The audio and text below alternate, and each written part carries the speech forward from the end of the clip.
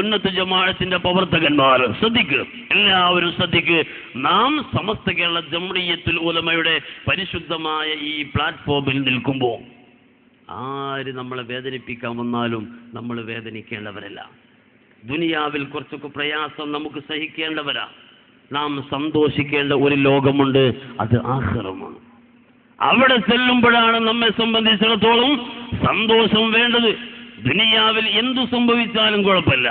സയ്യിദുന ഉമർ ഇബ്നുൽ ഖത്താബ് റളിയല്ലാഹു അൻഹു അല്ലാഹുവിനോട് ദുആ ചെയ്തത്, അല്ലാഹുമ്മ ഇന്നാ നസ്അലുക ഷഹാദത്തുൻ ഫീ സബീലിക, പടച്ചോനെ രക്തസാക്ഷിയാവാനാണ് എനിക്ക് ആഗ്രഹം എന്നാണ്. ദുനിയാവിൽ സുഖത്തോടെ ജീവിക്കാൻ വേണ്ടിയില്ല, വെട്ടേറ്റ് കുത്തേറ്റ് മരിച്ചാലും കുഴപ്പമില്ല, ആഖിറത്തിൽ സുഖം കിട്ടണമെന്നാണ്.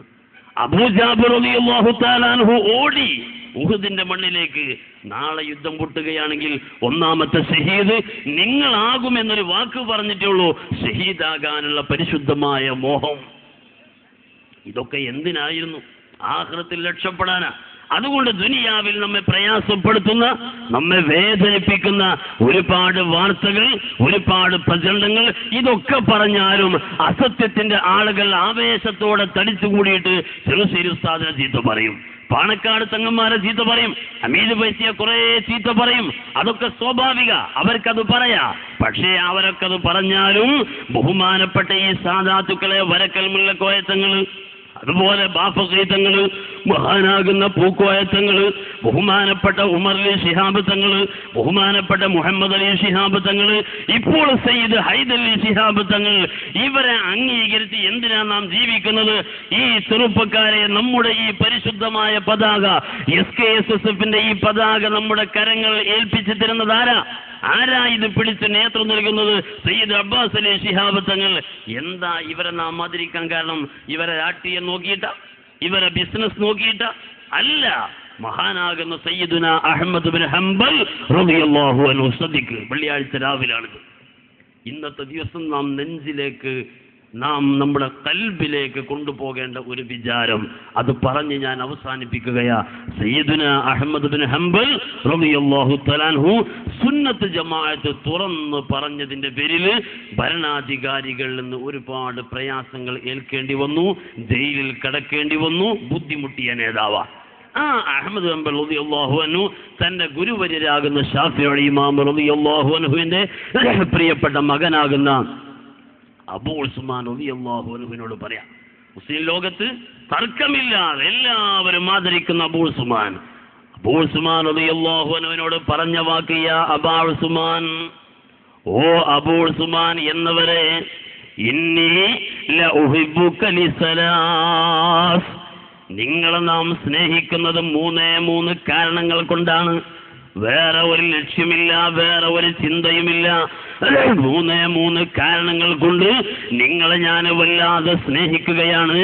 ഏതാണ് 3 കാരണങ്ങൾ? ഒന്ന്, ഇന്നക ഇബ്നു അബി അബ്ദില്ലാഹി മുഹമ്മദ് ഇബ്നു ഇദ്രീസ് ശാഫിഈ, നിങ്ങൾ ഇമാം ശാഫിഈ റളിയല്ലാഹുവിന്റെ മോനാണല്ലോ, അത് തന്നെയാ, വേറെ ഒന്നുമല്ല. നിങ്ങൾ പൂക്കോയത്തങ്ങളെ മോനാണല്ലോ, ഇത് തന്നെയാണ് നിങ്ങളെ സ്നേഹിക്കാനുള്ള കാരണമെന്ന് സയ്യിദ് ഹൈദലി ശിഹാബ് തങ്ങളോട്, സയ്യിദ് അബ്ബാസ് അലി ശിഹാബ് തങ്ങളോട്, സയ്യിദ് സ്വാദിഖ് അലി ശിഹാബ് തങ്ങളോട് ഈ ഉമ്മത്തിന് പറയാനുള്ളതാ. അഹ്മദ് ഹംബൽ റളിയല്ലാഹു അൻഹു പറയുന്നു, വ ഇന്നക മിൻ ഖുറൈശ്, രണ്ടാമത്തെ നിങ്ങൾ ഖുറൈശിയാണ്. പാണക്കാട് സാദാത്തുക്കളെ ഖുറൈശി എന്ന് പറഞ്ഞാൽ പോരാ, മർഹബ.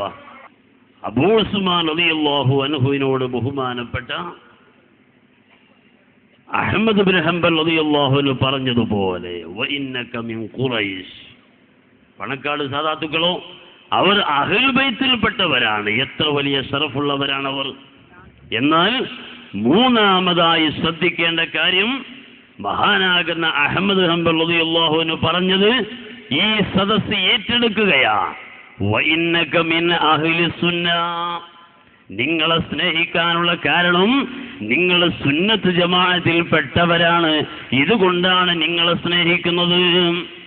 പാണക്കാട് സാദാത്തുക്കളെ നാം സ്നേഹിക്കുന്നത്, ശംസുൽ ഉലമയെ നാം അംഗീകരിക്കുന്നത്, ബഹുമാനപ്പെട്ട കാളമ്പാടി ഉസ്താദിനെ ചെറുശ്ശേരി ഉസ്താദിനെ അംഗീകരിക്കുന്നത് സുന്നത്ത് ജമാഅത്താണ് എന്നുള്ളത് കൊണ്ടാണ് കാന്തപുരത്തെ നാം മാറ്റിവെക്കുന്നത് അത് ബിദ്അത്തും വലാലത്തുമാണ് എന്നുള്ളത് കൊണ്ടാണ്. യാതൊരു സംശയവും ആ കാര്യത്തിൽ വേണ്ട. ഇത് പറയാൻ ആരെയും ഭയപ്പെടേണ്ടതില്ല.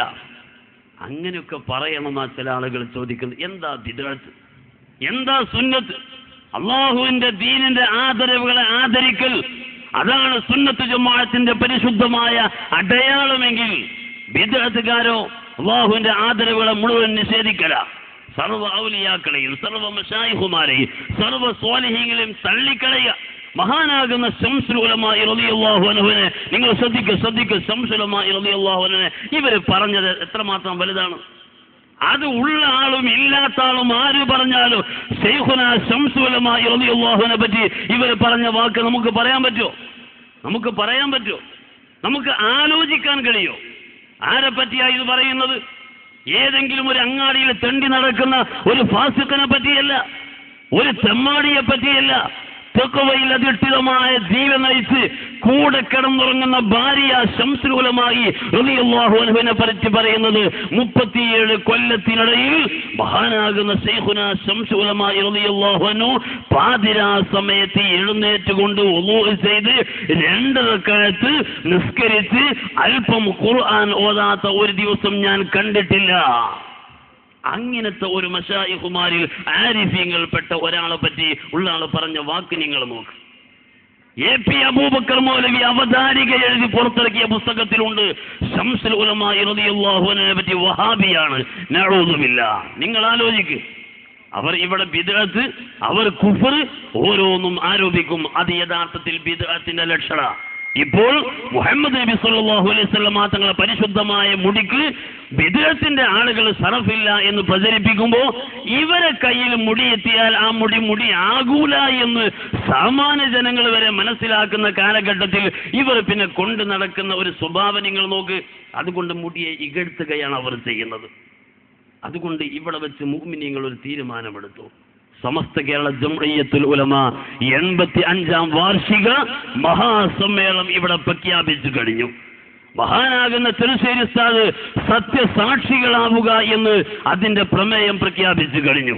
ഇവിടെയുള്ള മുഴുവൻ ആളുകളും ഈ നാളെ മുതൽ സത്യസാക്ഷികളാവുക. സമസ്തയുടെ 85ാം വാർഷികത്തിന്റെ പ്രചരണത്തിന്റെ ബോർഡുകൾ ഓരോ സ്ഥലത്തും നിങ്ങൾ സ്ഥാപിക്കുന്ന നാളെ മുതൽ ഇനി നമുക്ക് സത്യം ഏതാണ് എന്ന് ബോധ്യപ്പെടുത്തണം.